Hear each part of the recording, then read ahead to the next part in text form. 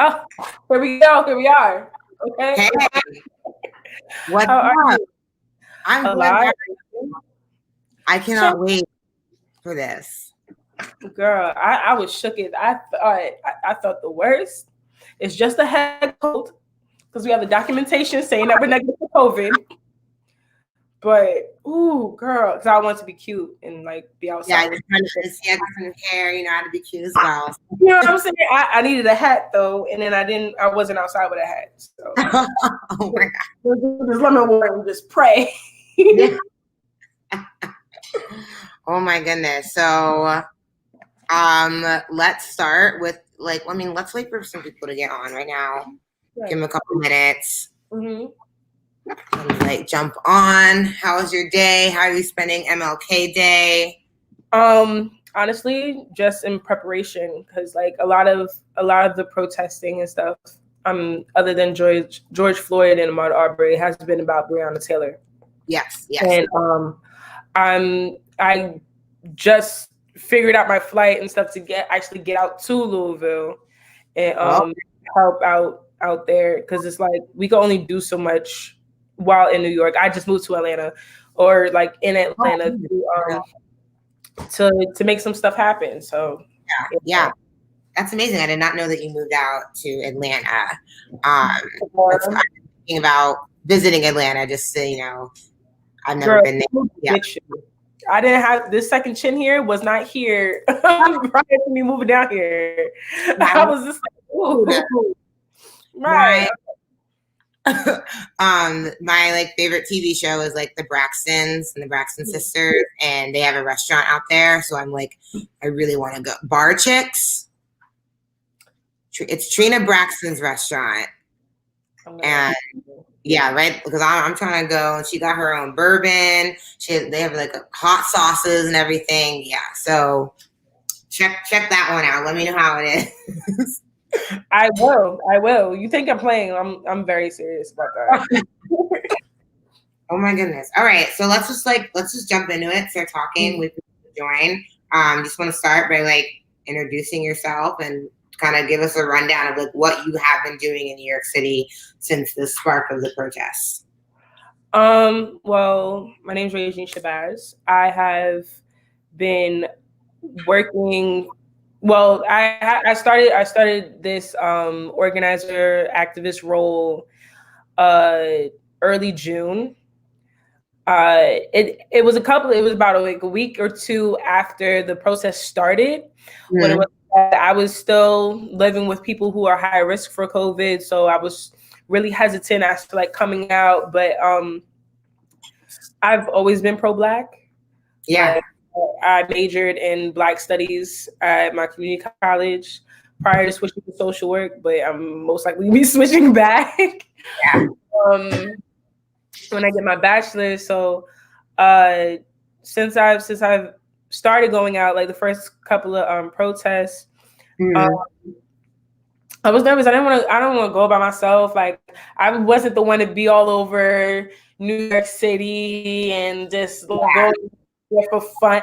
My whole thing was, if I don't have business out there, I'm not going.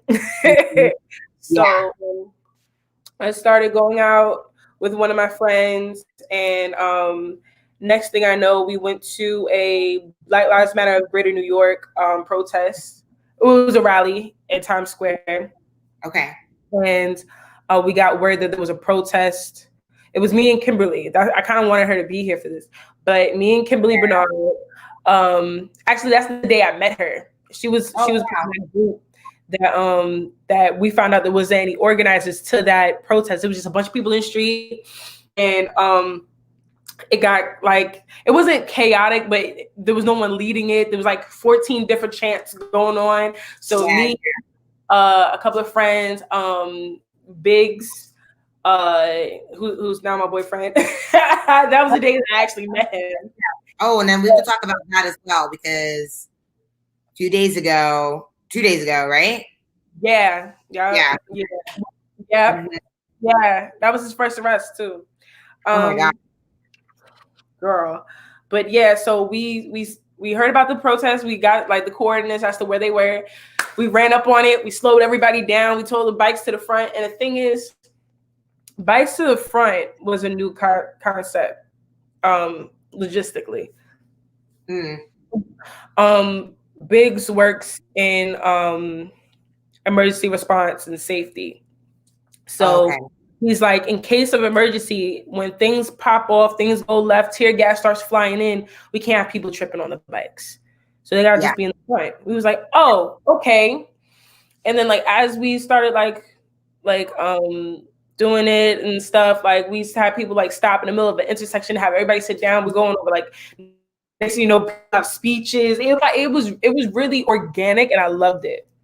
Oh, that's really good. Like, it's crazy to hear, because seeing that process kind of develop as someone that was, you know, just marching along, and then like I remember the first protest that I went to that was led by y'all, and then like we up in the street and there's like music and stuff happening, and I was like, oh my gosh, this is so cool. This is so different than the other ones at the very beginning, and it's much more organized. And I think that everyone, it was very appreciative too of like, okay, this is what we do. This is our kind of like how we're making our mark in the city. You know what I mean? And making an appearance. Cool to hear that how it came about. Cool. Yeah, because to this day, we're not an organization. Right? People know us as the No Name Group or the People's March. And even if I'm still like, even if I'm in Atlanta, it's very clear that like they're still family, and I'm still in these group chats. I'm still like very much so in the know, and it's not just only because Biggs is my boyfriend, right? So, it was very imperative, because like our group in particular, at one point we were running logistics and the safety for other groups. So there were other groups that say, hey, look, we really want to hold this action, but we don't know about making a route. We don't know about safety measures. So a lot of the times, even Black Trans Liberation, they'll let us go over the safety measures for them. Oh, okay. Yeah. So at one point, the people that you know of Warriors in the Garden, they came from our group. So like it's a beautiful thing. Yeah. So even if so they didn't necessarily care for like how we were doing things, it's still a beautiful thing for them to even take it upon themselves, like, you know what, we're gonna do something else. And to have it flourish. Yeah. So it's I find it, I'm getting goosebumps. I find it so beautiful, because it's just like, because people could have been like, you know what?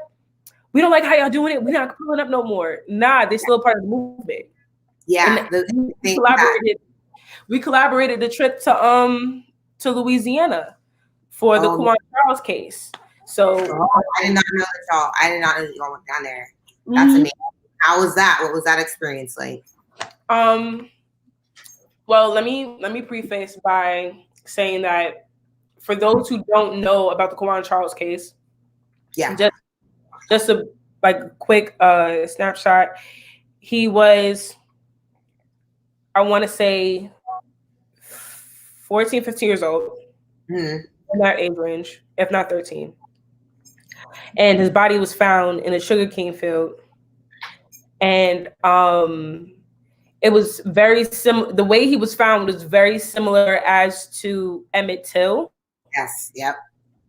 And the difference being that the body of water that he was found in was extremely shallow, that to only where his hands were affected by the water. So like his chest, like if he like on his back, it was like his chest was not affected by the water. So the water wasn't deep enough for him to actually drown, which the police department claimed that he drowned.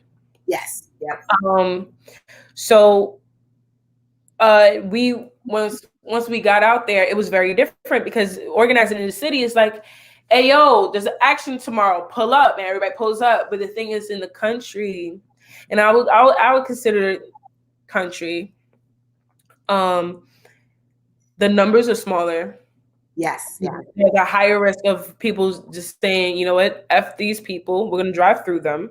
Yes. So the security looks different. It's not just a bunch of youth in walkie-talkies wearing all black. They have the new Black Panther Party running detail. Wow. Yeah, the new Black Panther Party. And a lot of like the way people organize in different states is very interesting, because they'll caravan sometimes and they'll just like chant out the cars, because sometimes you don't have 100 to God knows tens of thousands of people that we had in the streets, right? Mm-hmm. I Yeah. just ate it. And they they'll still find ways to make it happen. So I'm still trying to figure out like how to go about things in Atlanta, because not everybody's familiar with MARTA. A lot of people live in the outskirts and they don't have the hour and a half to wait for the bus. Yeah.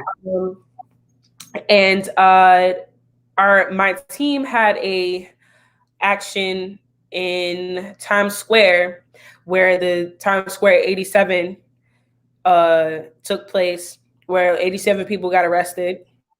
Oh, okay. That was in retaliation to the illegal hysterectomies that were going on in the detention centers in Atlanta, in Georgia. So where that is in relation to me, that's a 3-hour drive. Yeah. So you're not gonna have people out there every single day, you know? Yeah. So just figuring out different ways to protest. It was worth so much. It was amazing. I've met some really great people. We're gonna be going back out there relatively soon. We still have like other personal endeavors to like figure out. But the thing is, one thing that I will say is that when you go out, to anybody that considers them an organizer, that considers them an activist, you can't just go out when it's hot. Yeah. You gotta. When I say temperature checks, I mean like socially. Like just because it's hot and trending right now and you're out there, that's cool, that's cute. But when it comes time for the actual trial, when people are getting charged, stuff of that nature, that's where that pressure needs to be applied, because a lot of the time these cases are not being taken seriously because there's not a lot of representation in the courts.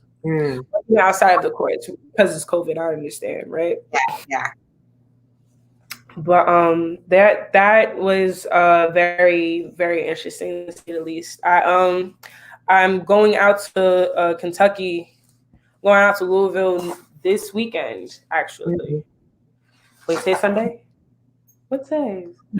Anyway, today's Monday, next weekend. Just kidding. I'm looking at my plan. I'm trying to get my life together. This weekend, definitely this weekend, I'm going out to Louisville for a couple of days to help out and stuff. That's amazing. So what was the support like for his case when you were down there? Like, there was still a lot of people that didn't even know. Wow.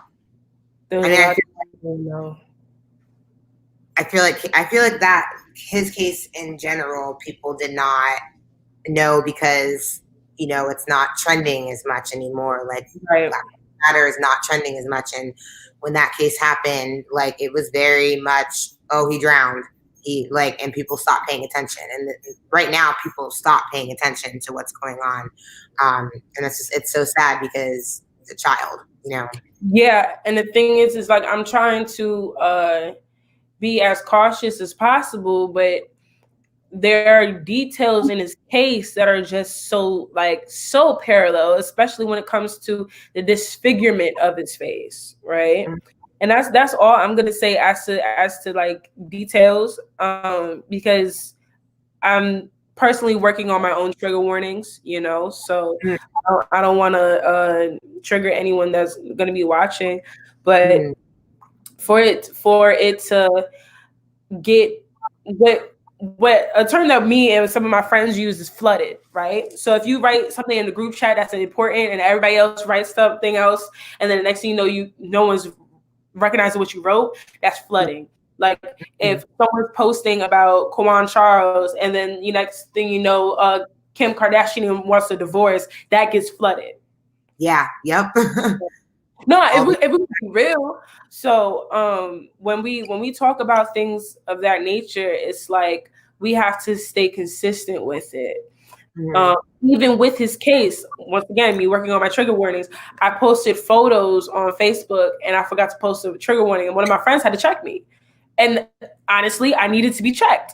Yeah. If we're gonna be real about it, I needed to be checked. So because I was just so frustrated that no one was talking about it. I'm just like, look at his hands, y'all. Look at this, look at that. And it was just like, whoa, you're posting a whole corpse on Facebook and you're not saying trigger warning. I was like, You're right. You're right. Yeah. Yes. So, but yeah. What was like being what was something that you took away from, you know, being down there and brought back to New York when you're protesting here, or back to now Atlanta that you're down there? What are some of the things that you like learned to go ahead and like mobilize the movement? One thing I noticed is that we are hella privileged. Yeah. Hella privileged. Oh my gosh. Definitely going and learning stories of other injustices that I'd never heard of, that were like years ago, but it can still wake up other lives that unfortunately were stolen but went viral. So then when these things happen, it doesn't gain as much traction.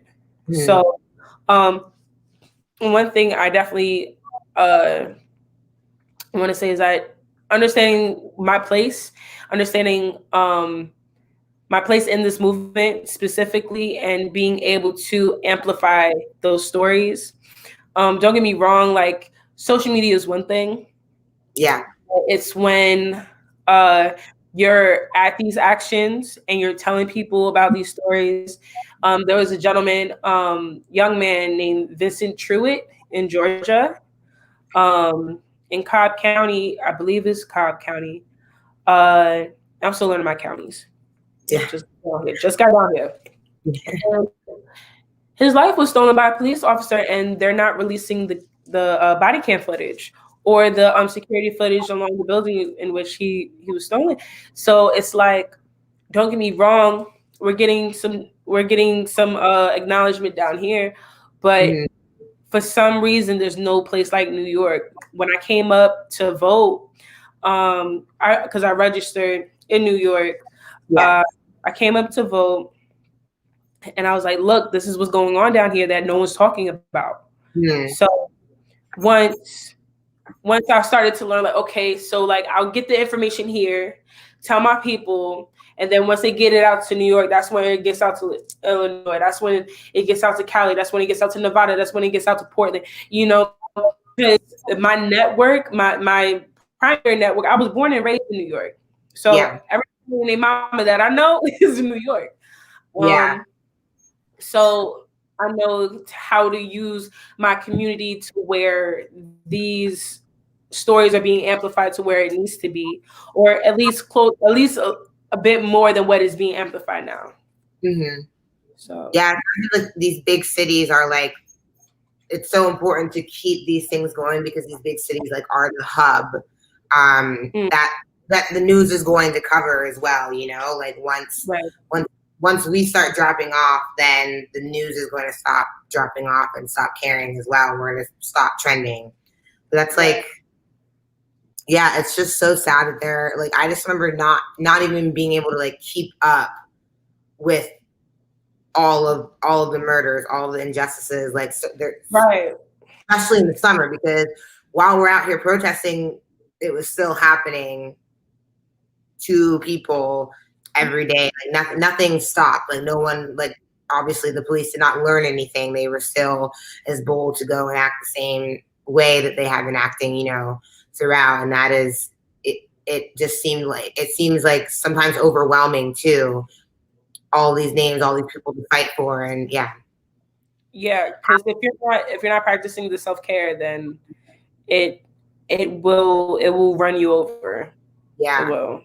And speaking of self-care, how have you been able to kind of keep your head above water and fight and do this? Because I can't, like, I applaud you all, because it's hard.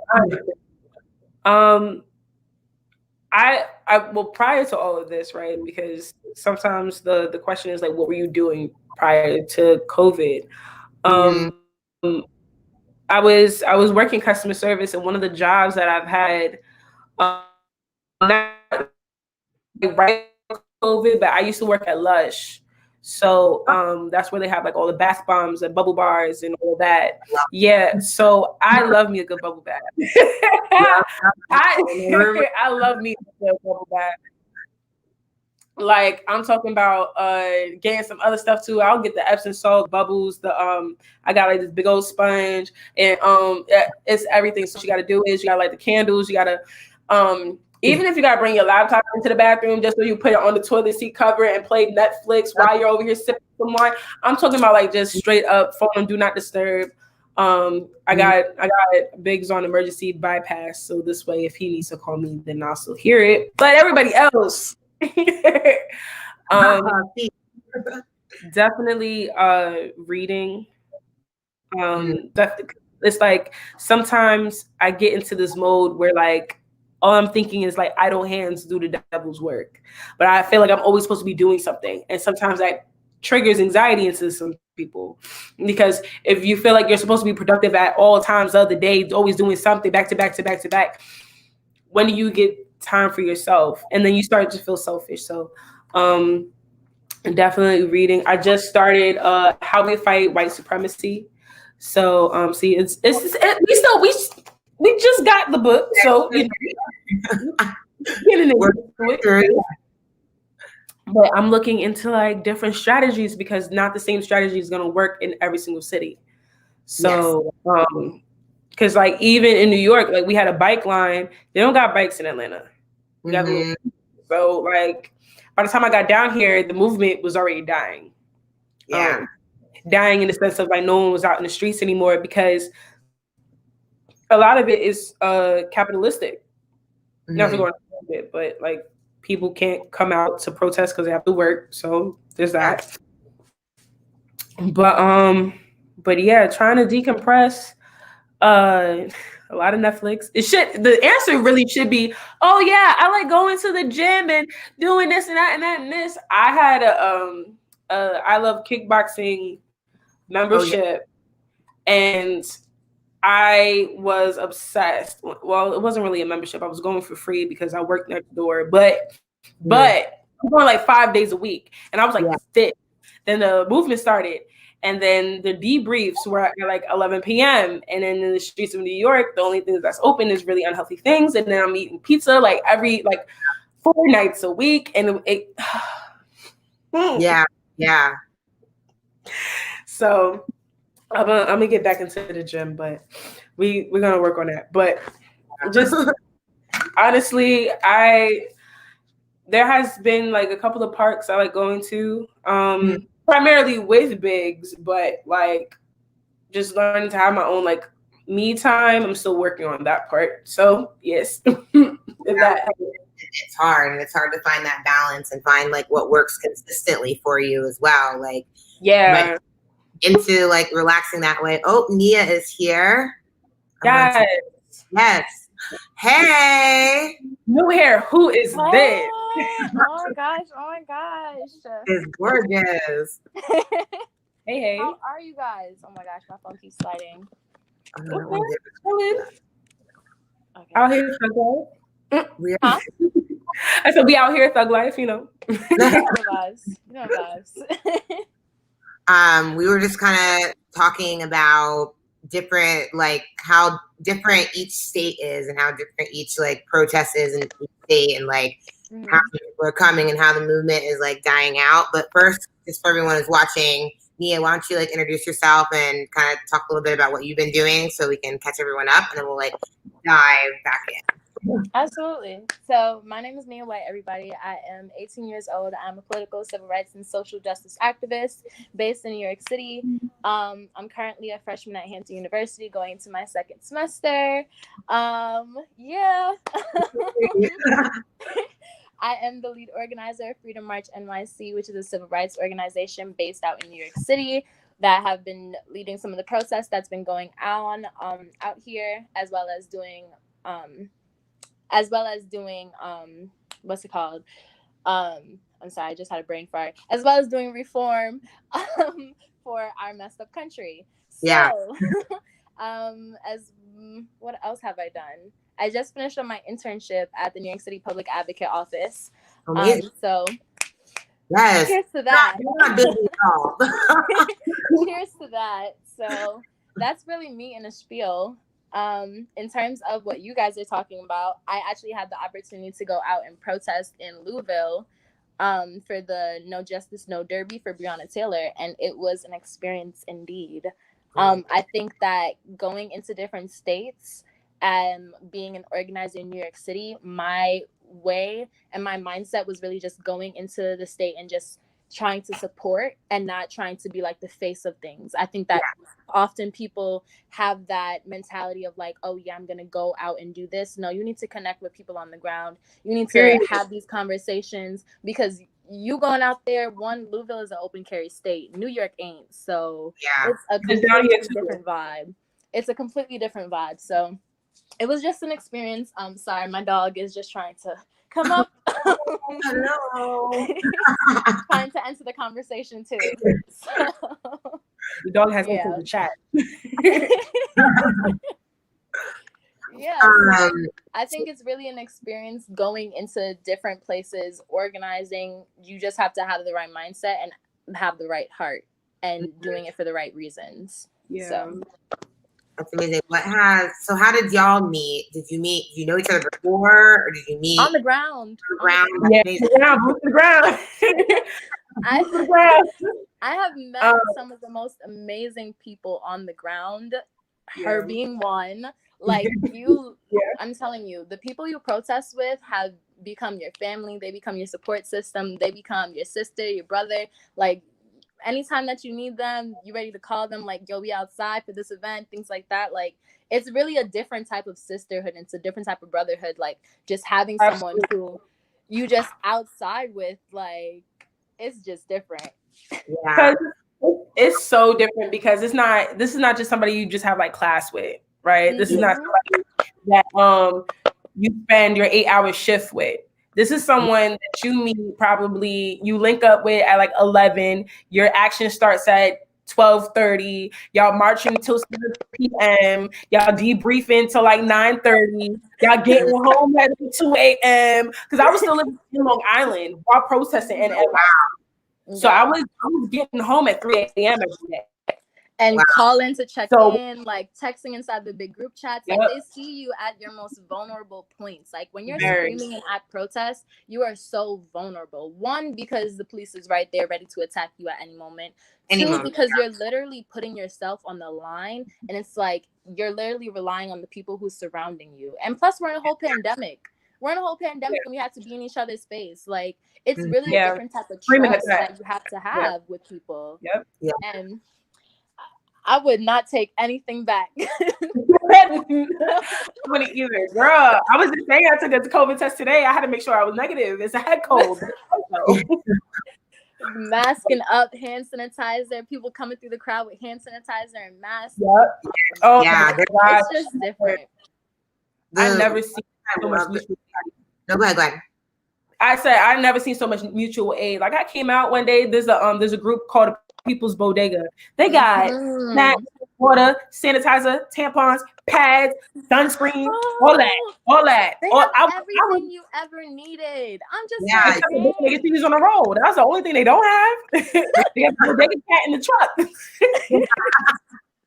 Like, you literally. I remember being in a protest and getting like these like gourmet sandwiches from just like different groups. That there's so much support, which is just the beautiful thing about New York. Like, everyone is down, and I hope still down and still continuing this, because I remember, at the very beginning, we're like, this is not a race; it's a marathon, and it's still going. And it's not, there's not an end point at this point. There's some great things to celebrate for sure, but there's still a lot of work to do. Absolutely. And one thing I have noticed is, although the protests are dying down, I think people's mindset is that it's dying down, but there are people still out there.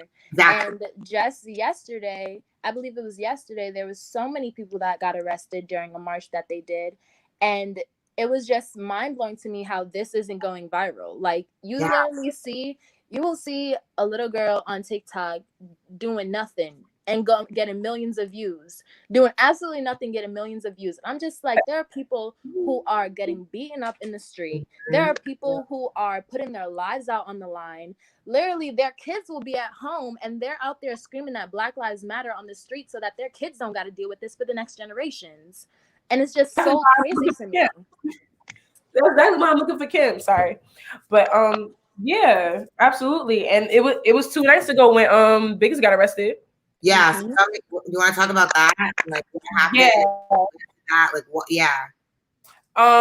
So being that I'm in Atlanta and he's in New York, anytime that he goes live, I'm creeping. That's just what it is. Like, that's my man. I'm going to creep. I need to know where you are.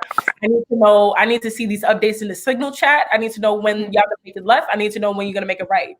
Locations. Okay, I got his location, but just in case his phone died, I need to know. Okay. So, but at the same time, like being in this particular kind of relationship, it has many different layers. And to watch him is a little bit different from being there, because I feel safer being there than being here and like biting not my nails. being able to do anything. Yeah. Yes. Yeah. I think it froze a little. I think it froze a little bit.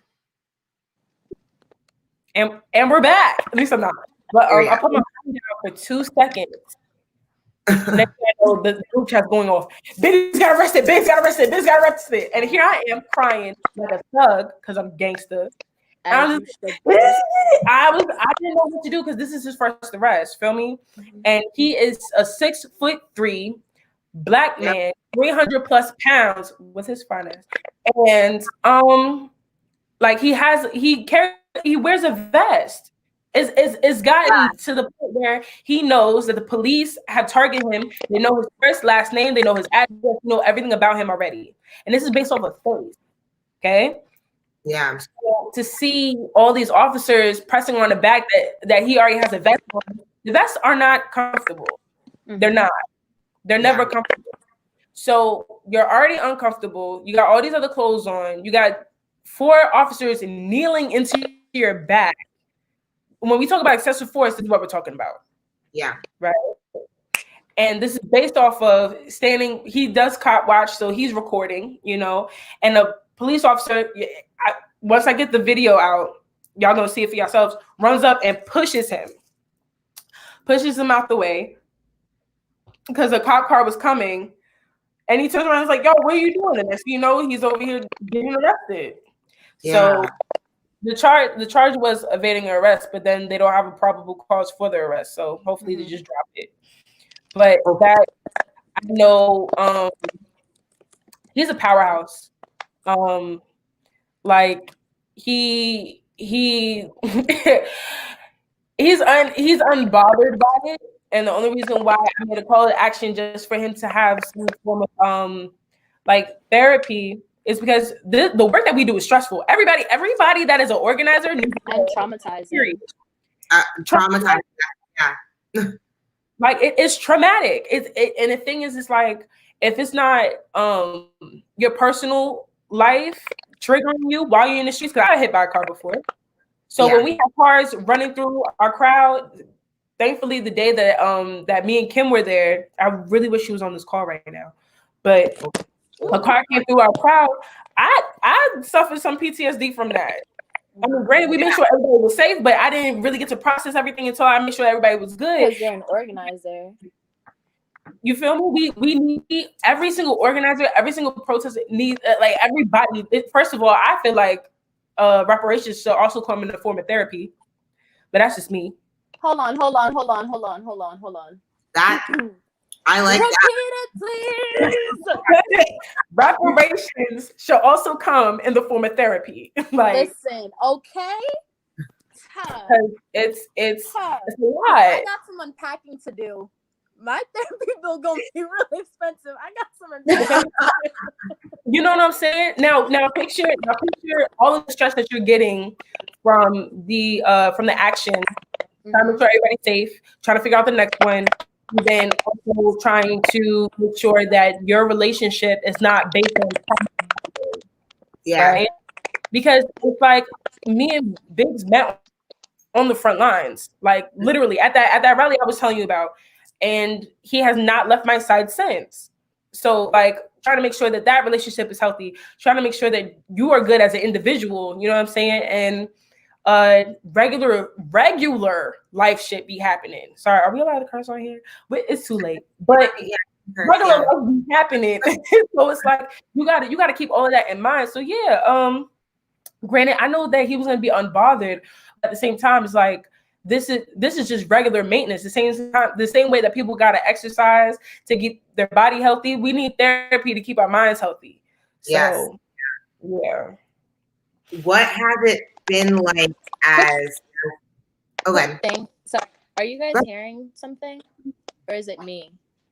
I hear type, like maybe I was just, it was like static. I don't know what it was. I'm sorry. I feel like I have OCD. It's like certain things just be like, I can't cooperate. Okay, but anyways, please continue. Yeah. So what has it been like being organizers as Black women in this movement, even working with men and working with all the people that you're working with? Like, how has it been being a woman? Listen, I'm ready for it. One thing I have noticed is that being a Black woman and being an organizer, people think that it's like it's in our blood. It's literally in our blood. It's literally running through the courses of my DNA. I am automatically supposed to fight these fights because Black women have been doing it 24/7. That's what people think. But as a Black woman, we need to be able to relax and sit back and have a chance for the world to save itself for a second. Why do we have to continue to keep coming to the front lines when no one recognizes us? It was only until this year that people really started recognizing that Black women have fought every single fight, from birth control movements, from abortion movements, to women's rights movements for the white women, to the civil rights movement, to every single movement that you can think of, not just in American history, to world history. We have been at the front lines, and it is so tiring.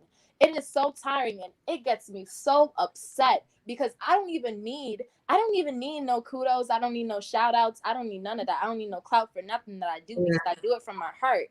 But it's the audacity that humanity has to not give credit to Black women. It is the audacity to sit here and tell me that you're doing this, that, and the third when Black women have done it first. Yeah. And been doing it. And one thing about me, and one thing about me, I hate protesting. I hate protesting. Like, protesting is not supposed to be therapeutic. It is not supposed to be some extracurricular activity. It is not supposed to be how you get out and get your waist snatched. It is not supposed to be where you go out and this is your summertime hangout for your friends. No. I feel like protesting is supposed to be the last resort to people who have been silenced for years. And it don't even have to be years. It could be weeks. If people not listening to you, go out and shout so that they can listen to you. That is what people have really, and that's what really got me irritated in the beginning of the movement for 2020, because so many people were showing their Black boxes and things like that. And I'm just like, this is not a trend. Our life is not a trend. So I'm not understanding why you're posting all these stuff, making it seem like you did enough. Like, your work is done. No. What you need to do is go talk to your bigot uncles. You need to go talk to your racist mama. You need to go talk to that supermarket boss that you got who keeps calling you out your name. Like, you need to talk to all those people, every single one of them, and tell them that Black people need their reparations, Black people need their justice, and Black people need to be put at the front. I'm sorry, I had to rant. No, I'm here for it. I'm here for it. Sure. But yeah, let me sit back and listen to y'all now. I would definitely say that being a Black woman in this movement, I find myself having to assert myself a little bit more to prove a point. Yeah. Because I find just as a quick like tangent, once again, how we fight white supremacy. by Akiba Solomon and Kenra Rankin, right? One of the questions was, why do you think patriarchy is still so appealing to us, right? And the answer was, we are wired for patriarchy. It's how our bodies work, not even in our minds. It's in our belief system. We still believe in Black men more than Black women. That's how you get a man as a leader of BLM. At least MLK was actually a leader. We need a culture shift. And the thing is, when we look at history, 70% of the Black Panther Party were women. Right? Now, when we look at the behind the scenes work of the Nation of Islam, when we look at the behind the scenes work of Malcolm X, when we look at the behind the scenes work of MLK, a lot of these people were women running things. Now, the difference between that and this movement, we're not staying behind the scenes anymore. We're not. I feel like with this movement, don't get me wrong, when we talk about police brutality, majority of the cases are men. We can't ignore that, right? Yeah. But what it is that when we are looking at this whole Black power structure, we need to keep in mind that we are being afflicted. When we talk about mortality rates in the hospitals, that's not happening to Black men, that's happening to us, right? When we're talking about being disenfranchised because the system is breaking up the Black family, let's be clear about that. That's not us willingly doing that. The Black family is being disrupted because of the system, because it's easier to get food stamps, it's easier to get health insurance and things of that nature if you're a single Black woman, as opposed to being in having marital status with a Black man. That's just a fact. There's no homeless shelters for Black families. There's only homeless shelters, like housing facilities for women and children and men separately. So if men have children, they're more likely to just lose their kids, then be homeless. It's the whole system is corrupt. The whole system is built on us being opposed to each other. And that's why a lot of times when in Black women marches, my speeches are to let it be known that we are not just here to represent Black women. Yes, that is the primary focus of today, and we're not here to cause any division. We are here to show representation because we're underrepresented. Because it's like, don't get me wrong, as I said before, yes, a lot of the police brutality specifically is happening to Black men, but there's too many things that's happening to Black women that are being swept under the rug, and that needs to have some light shed on it.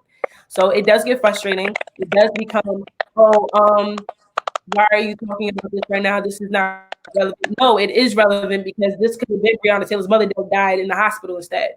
Feel me? This, like, to talk about women's health care and the stress that we're under. Eric Garner's daughter passed away from a heart attack at 26 years old. I'm 26 years old. You know what I'm saying? Like, this is what we're talking about. So when I wanna, because Emerald is the youngest daughter, so Erica, she's the one that passed away from doing the work of trying to get her father some justice.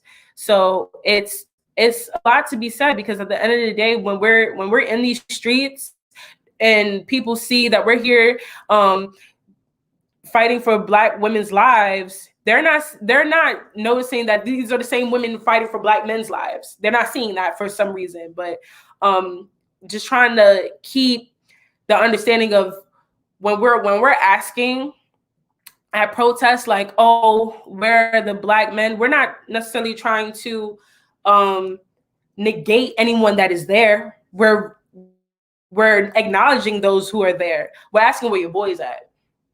We're asking all the people that be talking to on 2K, where they at? Yeah. If they're not at work, if they're not busy, if they're not watching their kids, where they at? That's what we're saying.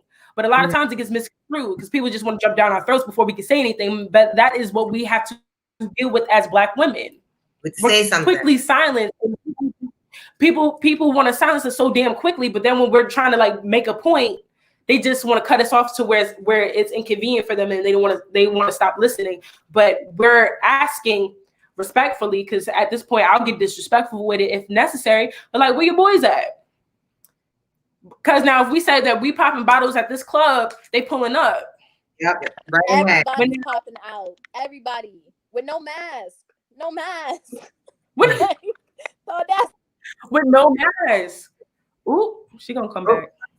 Where's she She's gonna figure it. She gonna put the link. I don't know. Okay.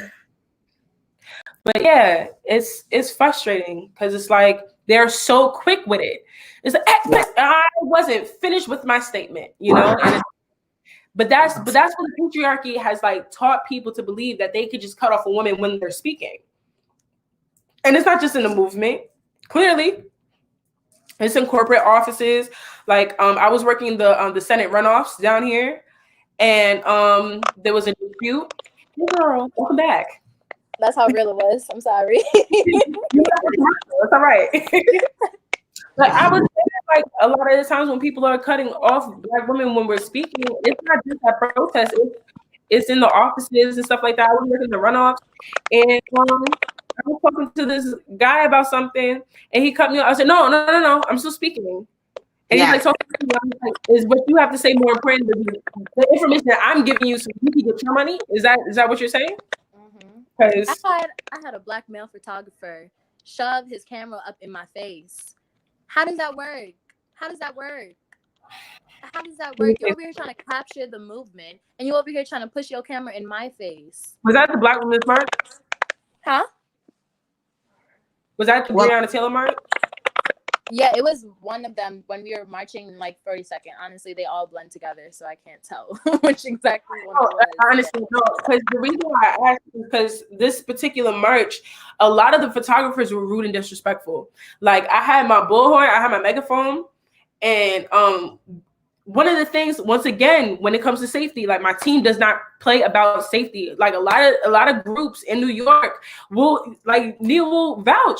They will ask my team to do the logistics because we don't play. Now, one of those things is having the photographers at least 6 to 10 feet away from the front line. So in case of emergency, we're not all bundled up and like people's getting their stuff destroyed. Just keep back. So we're trying to tell them to keep back. And one of them is not paying attention. So I get on my megaphone and he takes my megaphone, like the little part on the inside, takes it and shoves it in his face. Now, Biggs and along with someone else pressed him, and things were about to escalate. Biggs picked him up like the child that he was shaped like, just picked him up and removed him. And I was just like, because what you're not going to do is disrespect the Black woman at a Black Women's March. That's not what we're going to do. We're doing that. And you thought he was going to stay? Got me messed up. This is what I mean by the audacity. This is what I mean. And honestly, one thing I can commend organizers on is we really be organized. Like, it was her team that actually defended me when the guy had shoved his camera all up in my face. Because shoot, I was about to start squaring up, but like, I'm just like, let me just relax. Let me relax. And then literally he pushed it in my face. But Jesus held me back. And then I see like five guys just right in front of me, between me and him, and they escorted him out. I was just like, whoa, this is nice. That's what we mean by stand up for Black women. This is what we mean. Yeah. Like, yes, defend me as you should. And then it's so frustrating, the narrative of like the angry Black woman that comes on us when we do react to being disrespected. Like, it's almost like we can't have any words. Like, we can't have any emotion. We have to like always stay like calm, collected. Because as soon as we mess up, as soon as we say something, it's over for us, you know? And that, I think that's like one of the most like frustrating parts, is this like sometimes just being so silent because you're afraid of like getting or not being allowed to respond to disrespect. Like, let's say to spade. What you're not going to do is disrespect me, and then I'm not allowed to respond to it. I'm going to respond however I feel is necessary to the disrespect, because we are here working restless nights, making all different types of phone calls, trying to make things happen, networking with other groups in other cities. Like, Nia, before you even got on, I was saying I'm going to Louisville this weekend with Carlene. So like we're putting in all this work. So it's like when we get disrespected, it's like you know how you start laughing before you get respectful? Because I start laughing before respectful. or you just start doing that like that little grin like that's my audacity grin. Like, you know what Kamala Harris did right when he kept interrupting her? I was just like, yup, that's that black woman tactic. That's that black woman tactic. Right. And honestly, one thing I can say, we understand that this movement is leaderless. We all understand that. We all about that too. Like, we all know that. But what we know also is that we are putting the hours in after you go home and before you even come out, so that you're safe, and that when you come out, you could come out again. And when you come out, you're protected along with us. Because there is so many things that we make sure behind closed doors, and the things that you can't see. Like, there'll be moments where I'm at the front, you know, screaming, doing my chants, things like that, doing what I gotta do. And then I'll hear on like the walkie-talkie or something, or like whatever communication we have, that all the way in the back, there's something going down. That all the way in the back, there's that people are trying to make sure that we're safe and that we gotta move to this side. And then people will get mad at us if we make sure a car passes. You want that car to run through? Like, it's certain measures that we really just make sure as precaution, so that people can come out again. And we don't want to be, I wouldn't say that we want to be leaders in this movement. We just want to make sure that things go as planned and our narrative can be brought to attention properly. Yeah, I think it says a lot, because even when we are doing what we do in the front, right? Literally like on the front line. Like, you can hear somebody in an earpiece like saying, hey, look, and it doesn't even have to be any like confrontation going on in the back, but like if we got some stragglers, we gotta slow down the front line, right? And people do get upset, but I try to make sure that we're being transparent as possible. Like, hey, look, we just trying to make sure that everybody can keep up, because if we have too much of a big gap, then we'll lose that gap. And they will box us in, and it happens. We like close the gap, it's like gap. It's experienced work. It's like, regardless of the fact that people are just now coming out this year or whatever you want to call it, but it's just like, we see these things happening. We know what's happening out on these streets, and we are communicating with each other. So if we're trying to make sure that these things are going clear and cut, so that this person isn't boxed in and things like that, like, I just want people to have trust in us.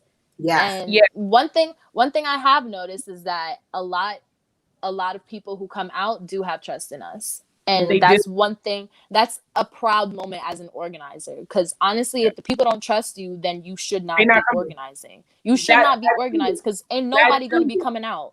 Nobody's going to be coming out trusting you. If you're going out and you're having the mentality of going out and doing God knows what and putting so many people's lives in harm, do that on your own time with your own people. You should not bring people out and go and do that and put their life at jeopardy. Especially when they have no knowledge of what they're going out and doing. They're just coming out thinking that this is an average protest. There was a protest, I forgot which one it was. I forgot. It was after the verdict of Breonna Taylor's case. And there was some woman who was literally taking her umbrella, like, ready to, like, I don't know. I ain't gonna say too much, but like, she was just doing what she do. And I was just like, she just gotta go to the side. She gotta do what she doing to the side. Like, it's none of my business. And you can't stop people. Like, you cannot stop how people do their protests, because then they're gonna just go on and just be like, oh, this is supposed to be leaderless. This is a movement. Like, I'm supposed to be able to do what I gotta do. We need to abolish. This is just a lot that you really have to unpack as an organizer. So it's like, either you tell them how to do it, or you just let them be and make sure that the people you came with and the people that want to be safe are safe. Yeah, I definitely agree. Even like myself, I am an abolitionist, right? Even outside of the political spectrum, right? Where we're talking about reform, defunding and things of that nature. Just the protest itself, I do believe that this entire movement is leaderless. However, we do have leaders of these protests, right? Mhm. And at the end of the day, if people know that if I post a flyer that's black and white with a specific type of font, they already know that's our people leading it. So when we do have agitators, right, that like try to pull up on some nuckapy buck, we already have like a detail. We're gonna get it in the walkie. Like, hey, look, we got an agitator. They're wearing this, and this. Or it may not even be like an agitator. There's one action we had someone that was suffering from mental illness, and she wanted to march with us, but she didn't have any pants on, and yeah, I remember that. Up in a blanket. She was feeling very free. She decided to take off a water bottle, pour it on her, shake it off like a dog. My thing is, if the people around her understand that she's suffering from mental illness, and we already have two people like in having her in their line of sight, detailing her, and in case of emergency, they're escorting her, then I would rather that. You know what I'm saying? Like, people get upset that they want to destroy property and things of that nature, but that also takes away from the narrative. That's what people want us to do. The same way they were boarding up buildings and stuff, expecting us to do something like that. But if we're not real, the people that were rioting in New York didn't look at us. Not a shade, an ounce of meaning. Yeah. So it's to say that, like, even though this entire movement is leaderless, the organizers, the activists, we are some form of leaders, right? To where we will stay to make sure everyone gets home safe. But when we say it's time to disperse and you want to sit there and chit chat, understand we out. Yeah. Be real. There was an action in November that was by Union Square, and I could tell you, because clearly I was on the front line, I had a friend that was on a bike. There was an SRG, a police officer that tried to look at a Power Ranger. The Power Ranger officer fell on his bike and went and arrested my friend that was ahead of him. And his bike their bikes never touched, but they arrested him because the guy the Power Ranger fell on the bike. And then it's just started a slew of mass arrests. And we were trying to get people out of there. And we tried to get them out of the immediate area as to where they were doing all the apprehensions. And what it was is that we were like, look, we're going. It's time. We're leaving. We are leaving. Yeah. That's it. Because we were only like less than a half a block away from our final destination anyway. So we was like, look, it's time to go. Time to go. And the thing is, I was being nice. I was telling them multiple times, but you know, we have the power of sound. We have the megaphones. We have Thunderbolt 2000s that are huge and they're loud. So I know you can hear me down the block and around the corner at your grandma's house in the bathroom. You can hear me. Okay. Yes. Without a megaphone. Y'all heard my voice echo down these streets without a problem. So trying to make sure that everybody gets home safe. Like, people coming, they're gonna come on the court, they're gonna leave on the court. But at the end of the day, people are gonna have that trust in us that, like, hey, look, we've had, I don't know, I'm pretty sure Nia has as well, but I've had photographers DM me like, hey, look, if you're not going to this protest, I'm not going. Yes, yeah. Because it's like they trust that we do not play. I'm not to like highlight my team or nothing, but like I'm pretty sure everybody in New York know that we don't play when it comes to safety. So when photographers pull up, because there are people that don't want to document if they're at risk of losing $1,000 cameras, $2,000 lenses, you know what I'm saying, and then having to post their own bail, you know. So even with that, I will say that this movement, I've never seen so much unity in my life. To where, God forbid, people get arrested, there's jail support. Yeah, there are people with mutual aid waiting outside of these facilities of precincts and detention centers, just waiting. Like Yeah. brother Derek, he just got out today, and he was being held for 28 hours. Had a $7,000 bail. You know, that's mutual aid. Help, you know what I'm saying? Even though bail is a scam, we can say that for another day. Bail is definitely a scam. Mm-hmm. Shoot, we paid $70 for this COVID test was a scam. But anyway, that's capitalism. But it's like the unification of this entire movement has been astounding, to say the least. I remember when during the summer, a lot of the arrests were happening. They were taking them all the way out to Queens. Like they weren't even the arrest in Manhattan. They come all the way out to Queens in the holding center. And like, luckily I had a car. So that's like, if y'all need anything, I got a car here in the city.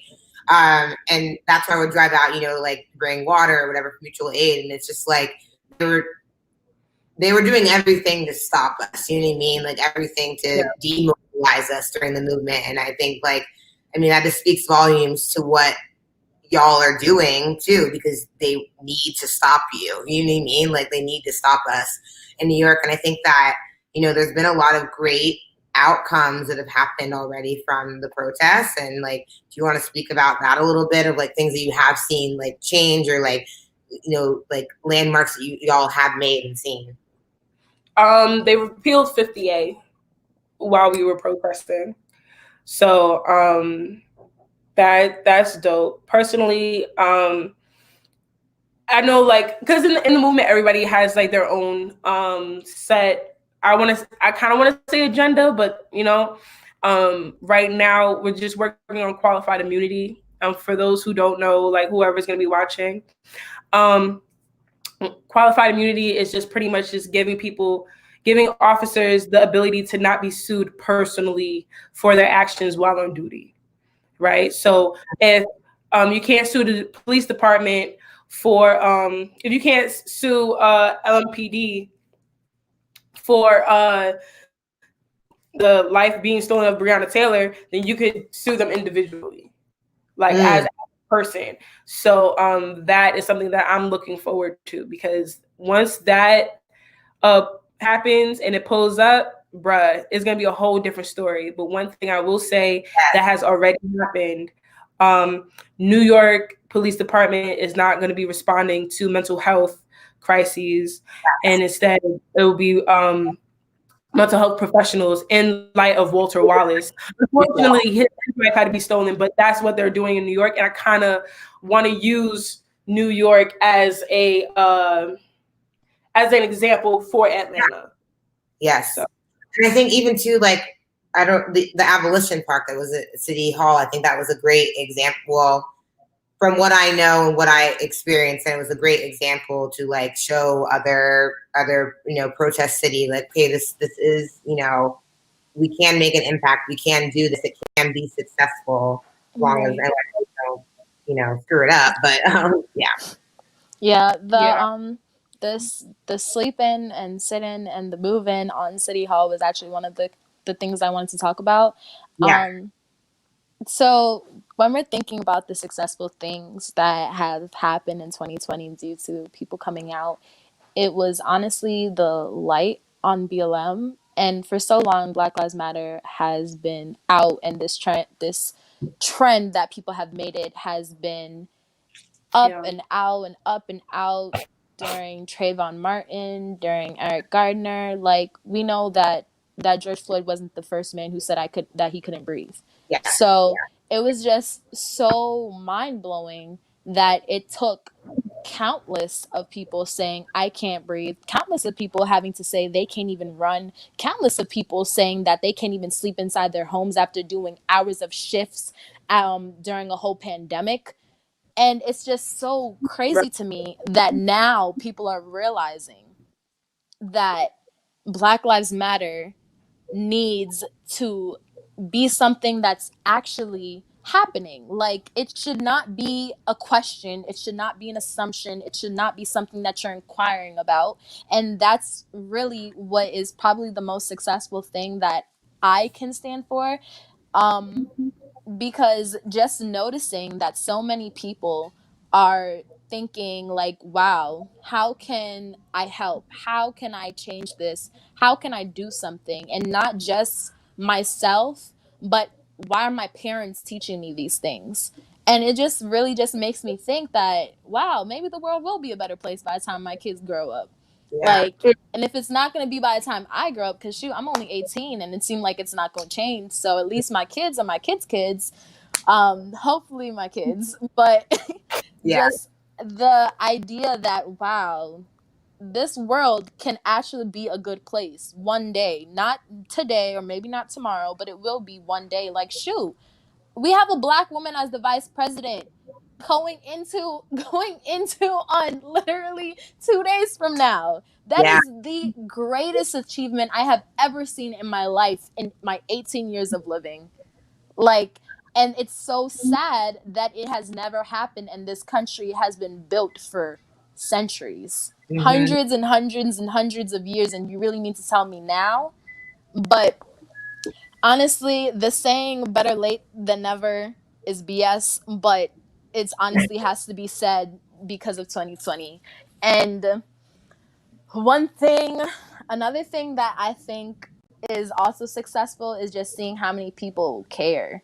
Like, when we say who's got us, we got us, it is the craziest saying when it really means something. Yeah. I have seen people Yeah. literally crying on the sidewalk with strangers, literally in a whole pandemic, Mm-hmm. because they're just feeling so much pain at these protests. And I'm not even going to get into it because it's a lot of white guilt, but still, it's Yeah. just like the bonds and people really genuinely caring now, Mm-hmm. even though they should have been cared, but it's Yeah. just like, thank God.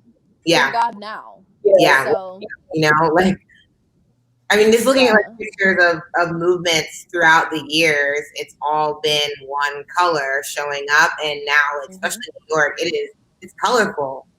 It's colorful. I've been at protests too in New York. That's literally it's been all, you know, not people that look like me, and that is very encouraging to see that they're here now. But I mean, you know, still a little angering, but you know, but they're here, you know.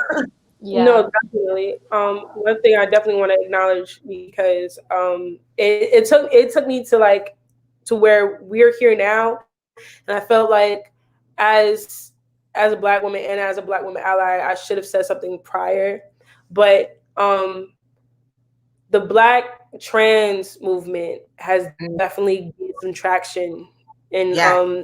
in this movement. And I I have learned so much. There were so many statistics I didn't even know. There's so many Yeah. names I didn't even know. And honestly, if we were to ever do this again, which I definitely think we should, definitely bring in someone like Queen Jean to definitely speak on Black trans liberation. Um, Yes.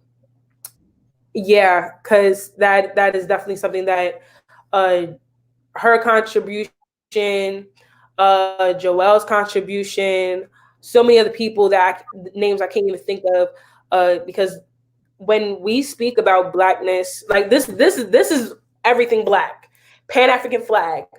Garveyism, the black people in the land. It does not exclude anybody because of identification or sexuality. Um, so definitely, I would definitely say that the Black trans liberation, the Black LGBTQIA plus community has received some recognition, not to the extent as what I think they should receive. To be honest, if we're gonna keep it a buck, Yeah. Because there's so but yeah, there's still so much that's going on that I have no idea about. You know, so much learning that, but definitely I didn't want to like continue without mentioning that. yeah, no, I definitely agree. And like you know, just throughout the whole movement, there's been so many things I've had to educate myself on that I did not know and I was not aware of. And that's my own thing that I would have to work on, but definitely. She's back. There. It definitely is a problem, and it definitely is a problem that it's not talking about. And sometimes in our own community, it's not recognized in a positive way, which is very sad. But seeing this and they're getting traction's building, and I think that we're headed in the right direction. Were you at the Pride March, and like what was your experience that day? Because that was my first day of really experiencing police brutality, like personally, like being shoved and shit by them. But like, were you all there at that one? What was your experience that day? Unfortunately, I wasn't there at the Pride March. One march that I was at was it was mesh. I'm sorry, I can't even hear what I'm saying. Okay, it was a mesh for so after we did there was like a rally that we held with Until Freedom, and they had an emergency rally inside New York, basically spreading the message of what was happening in Louisville and what they were going to be doing. This was after the decision of Breonna Taylor and her case, and they had came to New York. And then after that, we had continued the march, and we had met up with the Stonewall protest that happened. And it's really an experience. Like, it's an experience like no other. Like, I have always been a supporter of the LGBTQIA community. And one thing I can say is this year, like Regine was saying, like, it has really been the year that I have realized the statistics. Yeah. Like, and it wasn't even like I was trying to be ignorant to it, but it's just like you really have to call yourself out on it. Like, the information's right there in front of you. Yeah. And I really like, I had a sad moment. Like, it was just like, yo, this has been happening to my sisters and my brothers for so long. And it's just like, I feel ignorant for it, and I have to call myself out on it. And that's really what you have to do. You have to take accountability, being the people who are fighting the same fight and not knowing these things, because the information's right there, but it's just like you're not taught. You have to go out and look for it. And this is really the year where people are not going to teach you anything. You have to go out and seek that information. For so long, I have always been the person who says, Black women don't got to teach you nothing. You need to go out and do what you want, do what you got to do to find this information. And it's the same way with Black trans women, Black trans men, queer men, queer women, like anyone inside, non-binary, like anyone inside the community. And I just need to do better. I know better, do better type of moment. And that's really what 2020 has been about for so many people. Like, you just have to take accountability. And one thing that I have noticed is that at every single march, you gotta bring up a trans sister. You have to bring up a trans brother. You have to, because it's like, you really need to tell me you have that platform. You have that moment where you can say their names, and you don't, when so many people are ignoring it and not realizing that countless of trans women are dying every single year, and it exceeds the year previous. Like, how many trans women died last year? I think it was over 20. Up to 6 this year. Huh? I think we're up to 6 this year. And we haven't the year just started. I think we've been up to 6 trans. Right. And it's so sad, and it's so disgusting, and it really brings you to tears realizing this information, because just like, it's like, why? But then you realize the system that we live in, and you realize how corrupt everything is. And then when you're going out into the streets, you really remember no one is equal until we all are. No one can be fighting this fight until we all are. Like, you cannot be saying that you need to do this, that, and third, and you need to give me this, that, and third, if you're not trying to get it for all of your people. This is not a selfish fight. You need to be equal with it. You need to make sure that the people are following behind you and getting the same reparations and the same care as you are. So yeah, that's my piece. And if anyone got something to say, Make sure you guys are sticking up for trans women and trans men and anybody inside the Black LGBTQIA plus community. Amen to that. Yeah. And it's one thing I have noticed. I keep noticing things. Oh my gosh. But one thing I have noticed is that it's really a learning experience. Like I have learned so much. You cannot go into anything thinking that you know it all. You can't. I do not have all the answers. I may say I'm an organizer, but I have information and I don't have information. You can come to me, but you can't come to me. Like, you can ask me something, but trust and believe I'm going to ask someone else too. Like, it's just like, this has been such a learning experience for so many. And you cannot say that you have all the answers because you don't. There are going to be things that you have no knowledge about. And there's going to be times where you have to ask questions. And there's going to be times where you just have to continue to question this and question that. So honestly, that's really what I've gone through throughout 2020. Just learning and learning and learning. It's a lot of learning and unlearning as well. Like there's a lot of unlearning as well. Yeah. What was my next question? Oh, so I guess so y'all obviously have seen the video beforehand. And there's a moment that in the beginning, I guess I don't want to like talk about too much, but the protests where you're singing at the beginning, you know what part I'm talking about?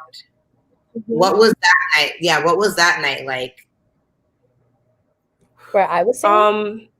Sorry. Oh no, there was we had a protest and we were ending at Bryant Park, and I remember coming up and like the sun was getting ready to set. We just finished speaking about Dominique Alexander.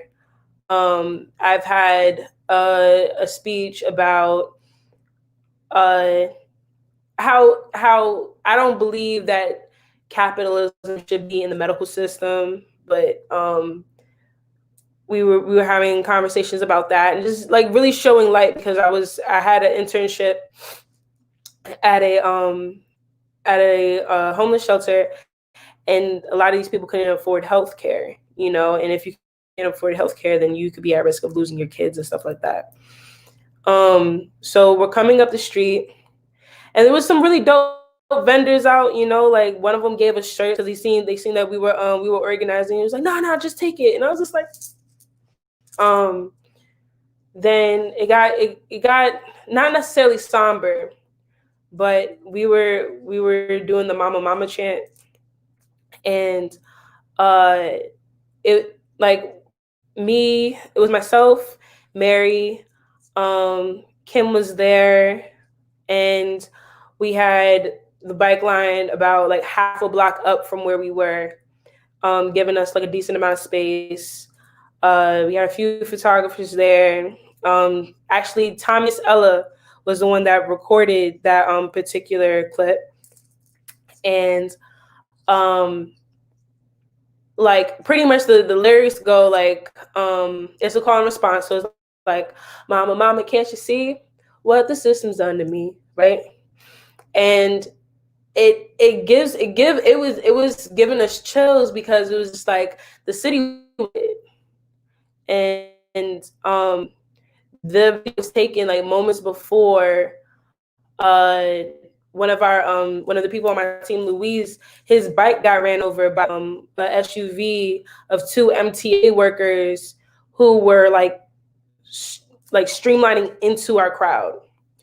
So that was like just moments before, and that's when we were able to get everybody out of the street in enough time. But as to logistics, that's why we have so much space between the bikes and the people.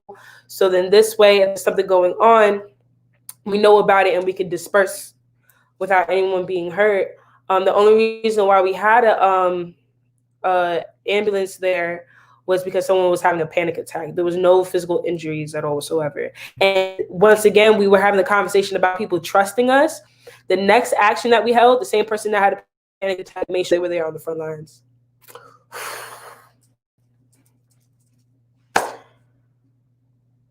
it was just a lot, because it's just like when something like that happens, you don't expect people to still come out. Yeah. And the support is still there. Yeah.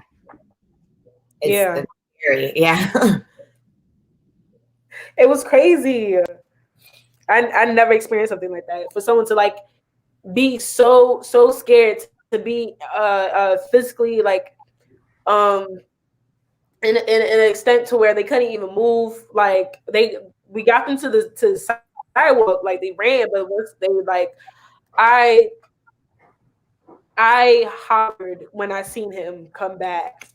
It was the very next protest. It wasn't a month after. It wasn't a week after. It probably was a week or so before we had our next action. But for people to say, you know what, they could, we trust them, and we're still gonna come. That meant a lot to me. I'm not even gonna hold you. No, definitely. I'm still gangster. Period. Turn up. That is all.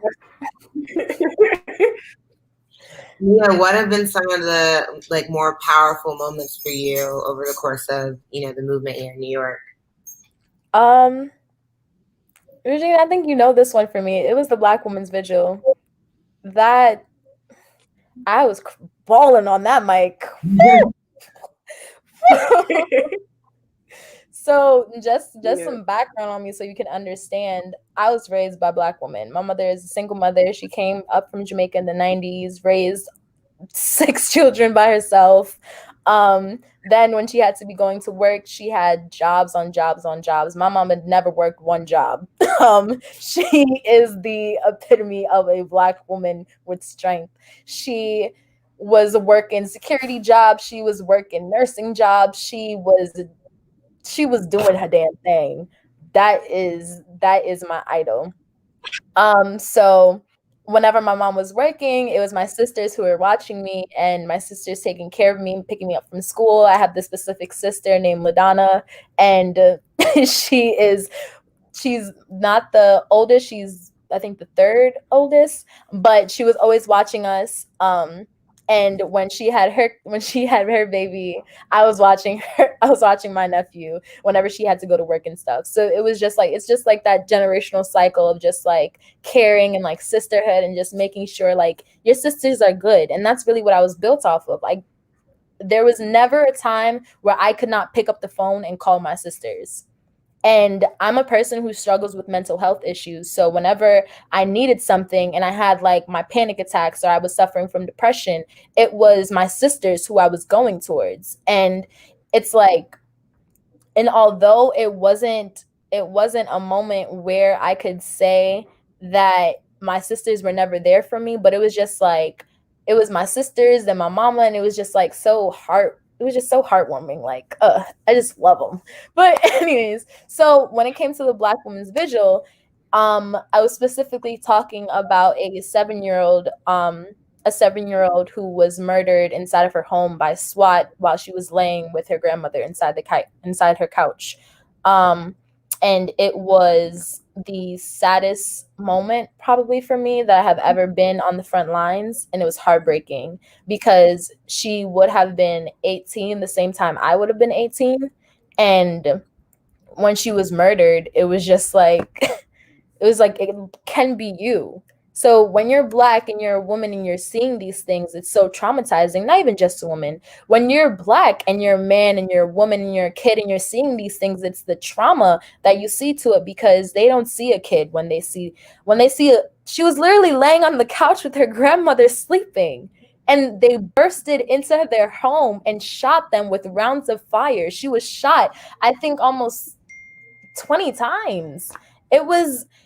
It's just so heartbreaking seeing those things. And when I was just saying it on the mic, I couldn't even finish. Like, I just kept choking up and just feeling it, because you really feel that pain. There is no difference between us besides our name, because we both Black. We both were about to be the same age. We both grew up in the same household. I'd be sleeping on the couch with my grandmother. Like, it's just like there was no difference between us. And when you see these Black lives getting taken doing everyday things, they weren't robbing a store, they weren't going out and committing a crime. No, they were doing everyday things that anyone has the right to do because they are human. And it is the audacity. And it's just so, like, this is what I keep saying about America. It's the audacity that they have to take people's life because they feel they have the right.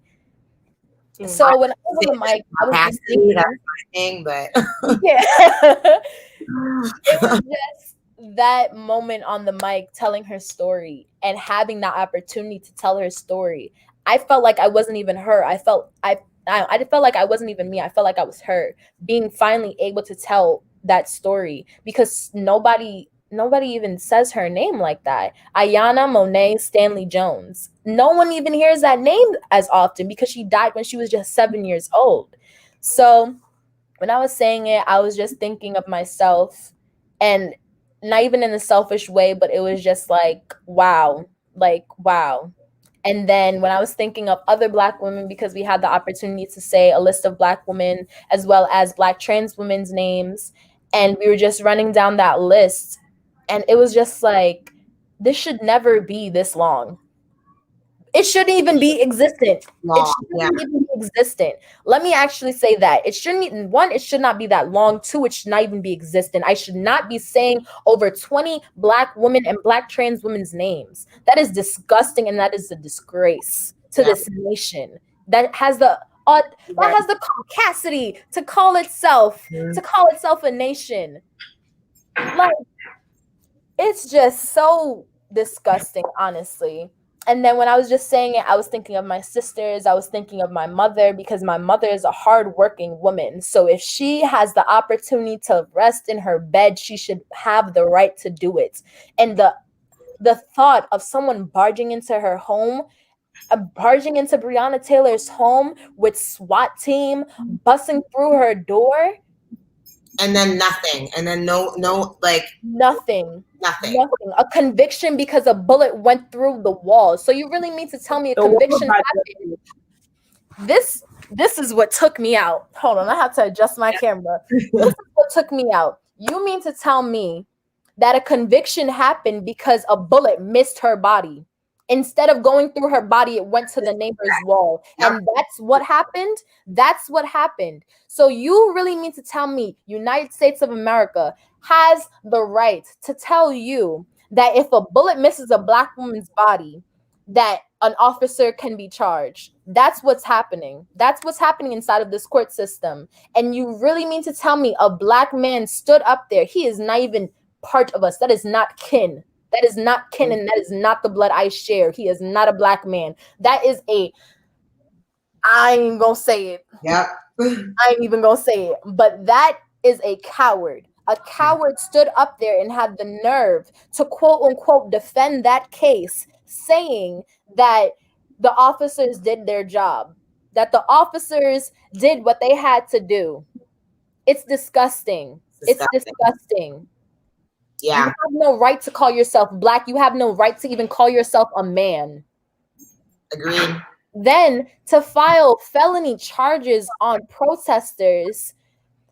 The Louisville 87, one of my closest friends, who I call a sister, Nupal Kiazolu, was out there with the Louisville 87, and she has a felony charge still sitting on her case. And she goes to the same school I go to. So you really mean to tell me that, one, you can't be educated in this country. You can't go nowhere in this country. You can't defend yourself in this country if you are Black, if you are a Black woman, if you are a Black man, if you're a Black child, if you are a Black trans. It's just disgusting. And every time I think about it, it just gets me so riled up. And this is why I go so hard for the movement. And every second when I'm screaming on that mic, it's a different feeling, because it's just like my ancestors be coming out in me, like just riled up. And I promise you, there's probably videos out there that I don't even know about, but there's this one that everyone keeps referring to, and it's whenever I'm screaming, you can't stop the revolution. And that one just like, it makes my heart pump different. So I say it different, because you really can't stop us. It's like, no matter how many times you want to shoot us, how many times you want to arrest us, how many times you want to tell us to go home, pack up, and that we shouldn't be out here, that we should be tired, we're still going to come out. We're still going to come out, and we're still going to do what needs to be done, because it seems like you're tired of us, but we're just getting started. So that's my piece. Yes. Oh my gosh. Like, yeah, everything you're saying right now is like, I'm holding back tears, because we're Black women. We feel it. We know it. We live it.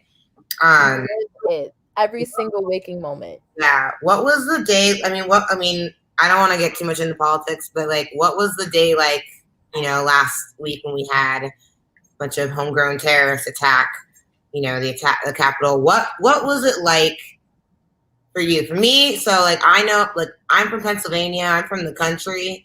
So my timeline on my Facebook looks very different than like my Instagram timeline, where I have people who are like-minded, and I'm from a very small town. Can't even begin to tell you like things that that people really are saying, and that how it really quickly turned into an argument against Black Lives Matter too. Like, what was that? Yeah. I completely understand. My sister went to Shippensburg University. Yep. So she was telling me about like the neighboring towns in PA. That's how they maneuver, right? But honestly, I would say that it has been the most disrespectful yet gratifying thing to see. And I say that because it's disrespectful, because it was a slap in the face. It was just like, oh, where the tear gas at? Where the rubber bullets at? We just ran out. We ran out. That's what you're saying? That's crazy. Out of any places, the Capitol. Because now, if this was to happen in New York City, this would be a different conversation. But then it's just like, you have those people is like, oh, well, if it was Black Lives Matter, people that don't look like us. It's the people that don't look like us. It's the people who have been silent this entire movement, that have been letting their nieces and nephews just come out into the streets with us, stay bigoted as long as they could. But now they are literally making the point that it was Black Lives Matter. This will be a different conversation. There will be more casualties. And I'm just sitting here like, I have to keep telling myself that this part is not our fight. It is a point of reference for our fight. Yes. But it's not our fight. And as much as I respect veterans, I don't believe in fighting for a country that does not want to fight for you. Say that again. You need a round of applause for that, because listen.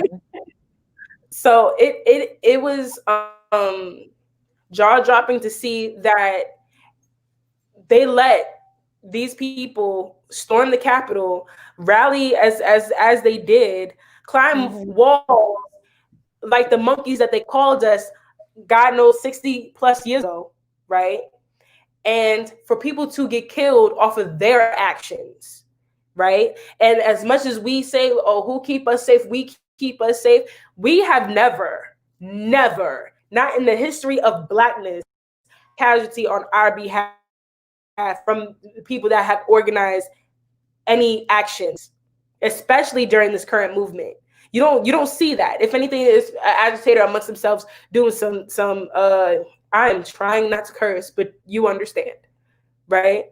So it's like, for that, yes, I'm a little heavy-hearted, kind of, off the people who've passed, but it's like, when they try to do the say her name, Karenism. I don't know her name, but sis that died, try to do a say her name. Nah, that ain't how it works. Yeah. That's not how it works.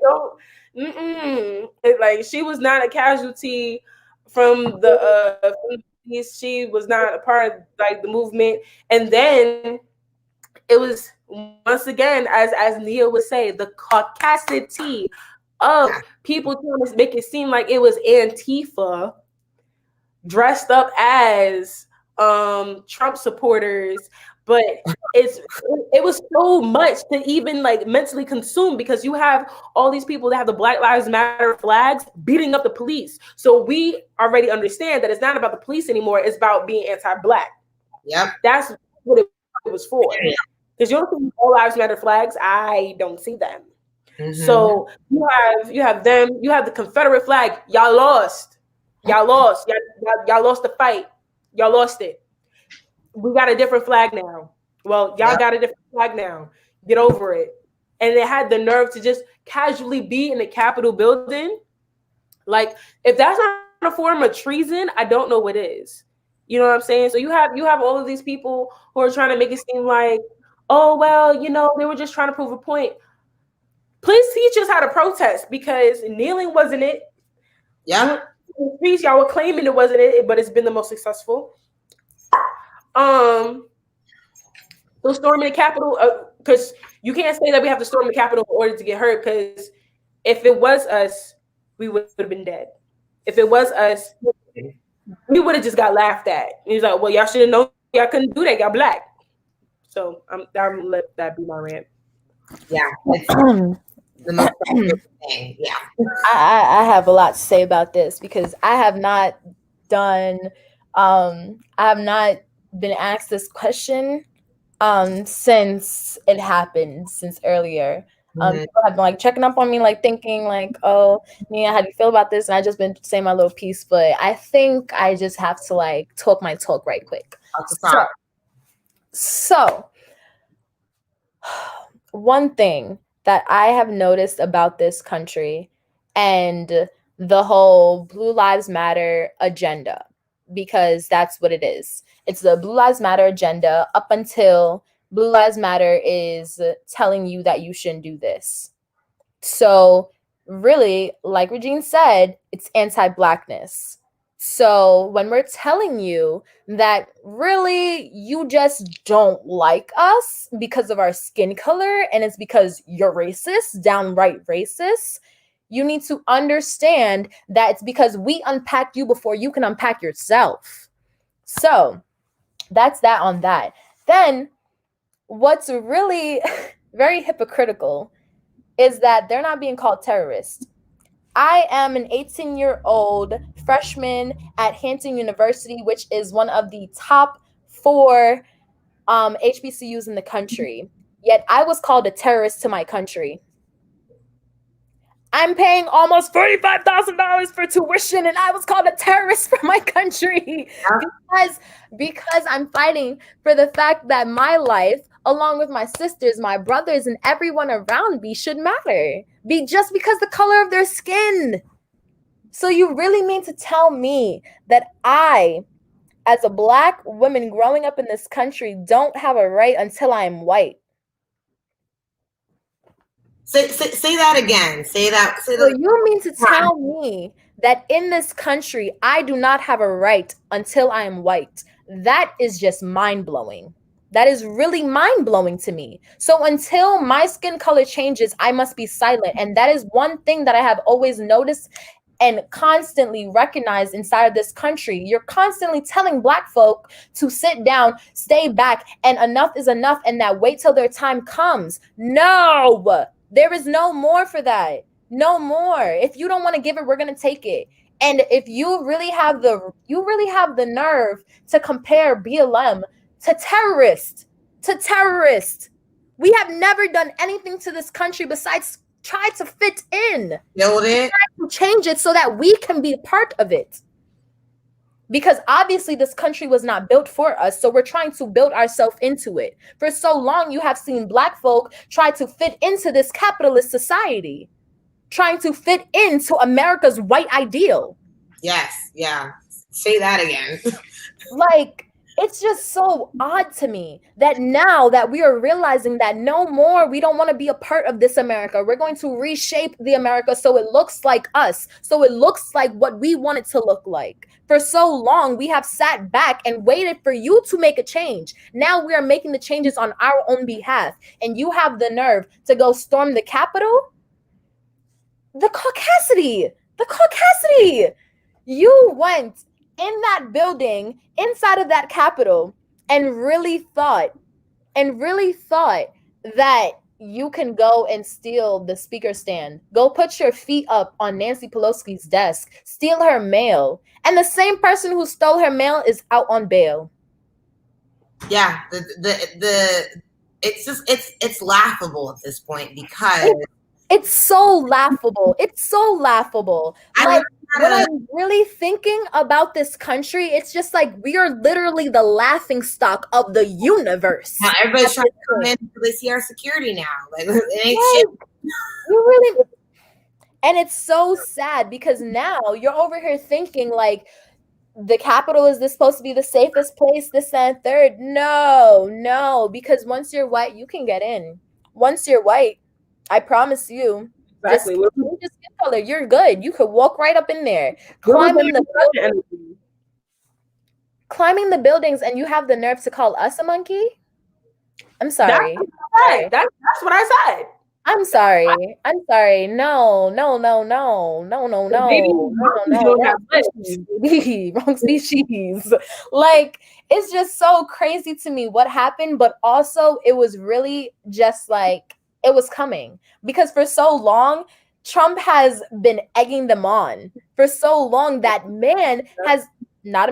that orange has really been pushing them and telling them, oh yeah, this, just sit back and stand by. This and third, we're gonna win. That's your version of winning. And people Your version of winning is turning against your nation. They don't want to see that, even like just like the excuses. I'll have conversations. I'm like, well, did you see what he literally just like tweeted? I was like, when he talks like that, he really means this because that those words mean something different in his mind because he's a businessman, and that's. And it's crazy to me because Black people have been telling y'all that this man is a terrorist too. Yes, he's literally going to incite violence, and now y'all want to realize it's gonna happen after. I had a lady tell me to. She's like, oh, I don't really see racism. Like, I had a couple Black friends growing up. I don't really see it. She's like, where did you grow up? She's like, honestly, if you don't really like it here, like, you should go out of the country. And I was like, are you gonna go back to your country? Pay for it. Go back to your country. I said, buy me the plane. This woman was at the Capitol. My thing is, if you want me to go back to my country, sure, I'll go, but make sure you go back to yours too, because you don't belong here. Yeah, it's not your land. Exactly. And pay for my ticket. Pay for my ticket. My livelihood. Then I see her. I see her there, and I'm like ridiculous. Yeah. There's a book called "They Came Before Columbus," and it pretty much shows the evidence of Black people being in the Americas prior to any other race. So when people have the caucasity to tell us to go back to where we come from, I'm already home. It doesn't necessarily mean that I have to be part indigenous, even though that is on my mother's side, but I'm already home. It's too late now. Y'all brought me here. Now, I'm not cattle anymore. I'm not cargo anymore. I'm not your property anymore. I'm gonna be here. So if you upset about that, you can leave. But as long as I'm here, that's the thing. When I had a conversation on Clubhouse about Black liberation, and Black liberation to me is just having the ability to be like, you know what? If I want to up and leave and go to Ghana for the that program that they have for those who are within the diaspora, then I can do that. If I want to stay here and have equal rights, I can do that. That's Black liberation. Us having the choice of whether to stay or to go in liberation and live unscathed is Black liberation. So when people back to where you come from, well, let's be real about it for a second. Y'all messed up all of our documents. After my father's side has been documented in Barbados. After that, I don't know where they come from. If we're gonna be real, my mother's Native American and Black.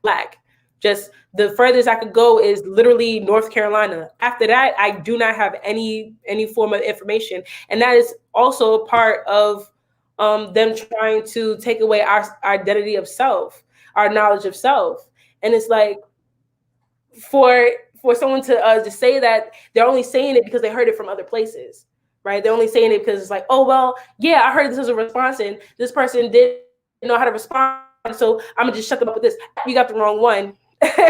You got the right day and the wrong one. So I'm just gonna sit here and educate you, because when they try to make it seem like we have other places to go, yes, we do. We have options, we have choices, but we're gonna get this right first for those who want to stay here. Exactly. There's a lot of things that you, and one of the things they got me is effed up. Listen, I have this one quote that I say literally everywhere. Gen Z is not the generation to mess with. And not even just Gen Z, this generation, this time period, ain't nothing sliding. Nothing we are letting go. If you kick a Black person on the street, if you even step on his new shoes, we are coming for you, and we are going to make sure they get their rights back. You gonna buy them new shoes? That's what all I know. Or else we gonna be right in front of your house. That's all I know. Like, there's a gas there's a gas station down here, and the owner and the employee of the gas station are known to say very racist things to the Black customers. So once a group of people got word of it, they boycotted till the owner of the gas station sold the gas station, sold the property. It took about like 60 something days around there in Atlanta. And I was like, because let me tell you something. And the thing is, like, even though I'm a millennial, right? It's the availability of Gen Z during this moment, right? If we're gonna be real, right? Gen Z is still like getting out of high school. It's still like getting into college. It's still in a space financially and socially to be able to still keep this movement going, because when the world opens up, whatever that is, millennials still have to go back to work. We're still trying to figure out how to figure out, like, how do I keep this movement going while doing this, doing that? Because personally, like, I was in a position before the movement, before I became into the movement, before I came in, where I already knew that I had to move. Mm-hmm. I was living with a boomer that didn't care about the movement. It was like, well, I already developed this amount of status, so the movement has nothing to do with me. You being in the movement doesn't mean anything to me because you still have to move out. Very emotionally and psychologically abusive space that I was in. So I already had to go. So being down here, still having to like adult on a level where it's just like, okay, so how are we gonna make the electricity bill happen, and this bill happen, and this bill happen, while still making sure that this movement happens and this action happens, and this, it's a lot more to do.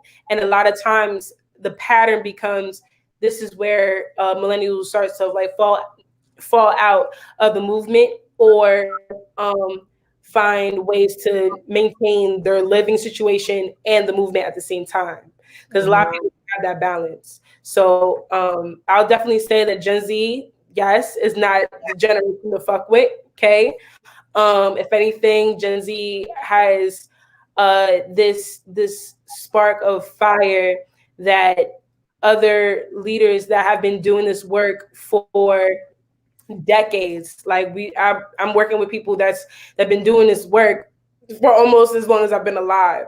You know what I'm saying? And the understanding that the world is turning into, right? Socially, whether people want to stay bigoted or not, there's a general understanding like, hey, look, things are effed up right now.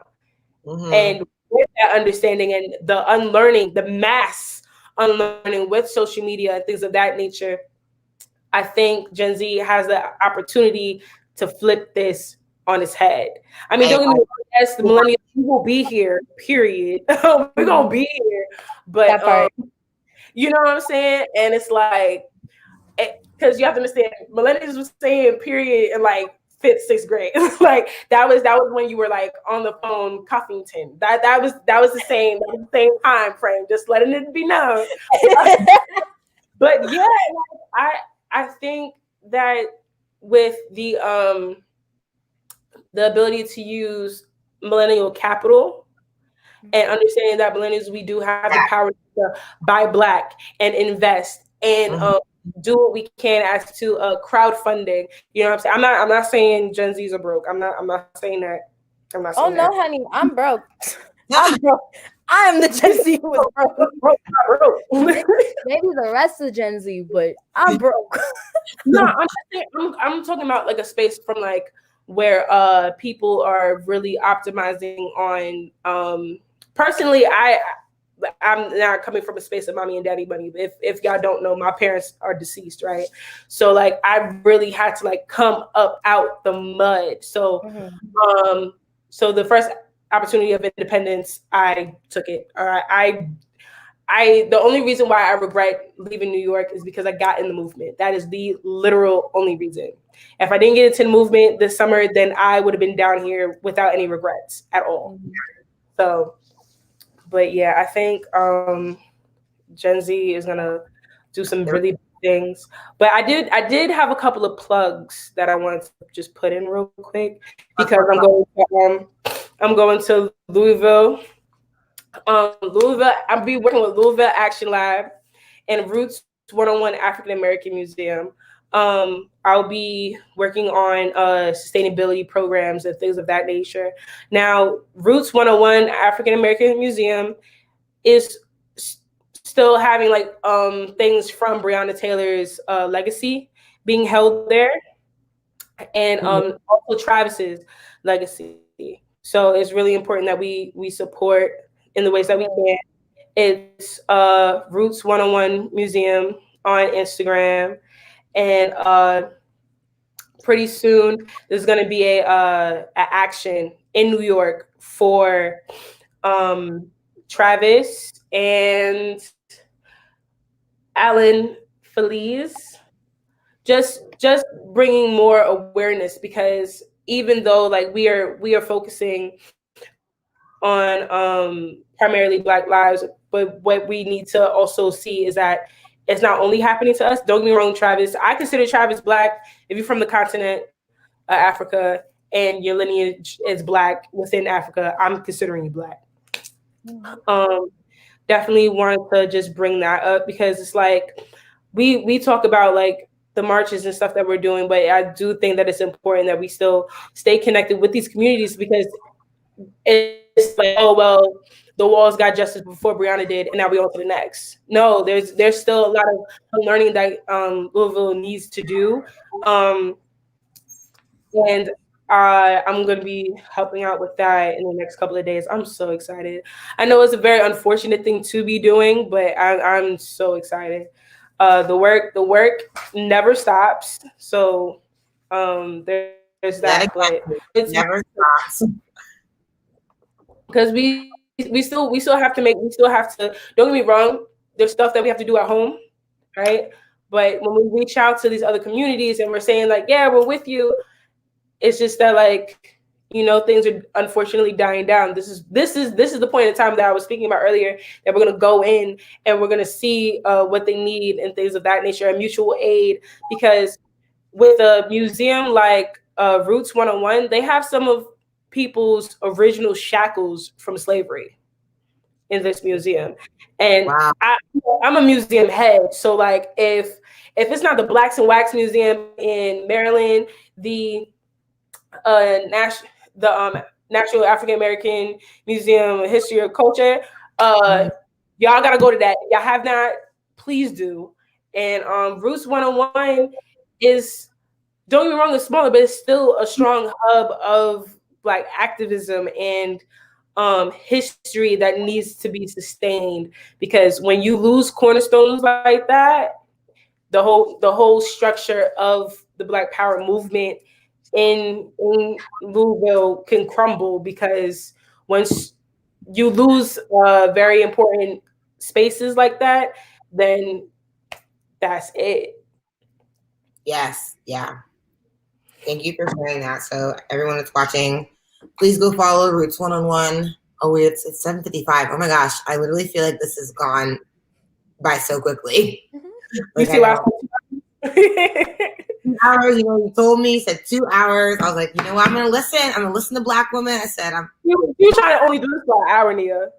She was only trying to do this for an hour. I was like, you might need 2 hours. Yeah, so right. I'm glad I did that. I'm really sad that Kim wasn't able to join us. She's literally she's at a protest right now. Next to me beforehand. She said she was gonna try to pop in.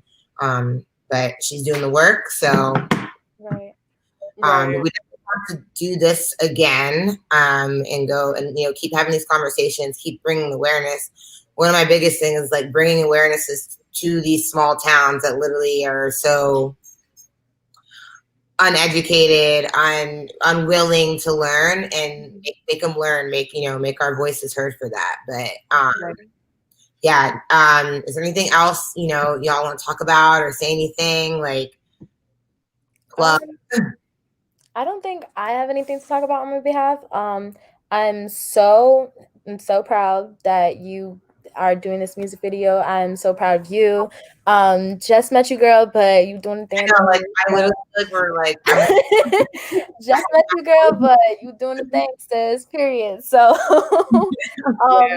I'm so happy that we had the chance to talk about this, have this conversation. I can't wait to rewatch your music video.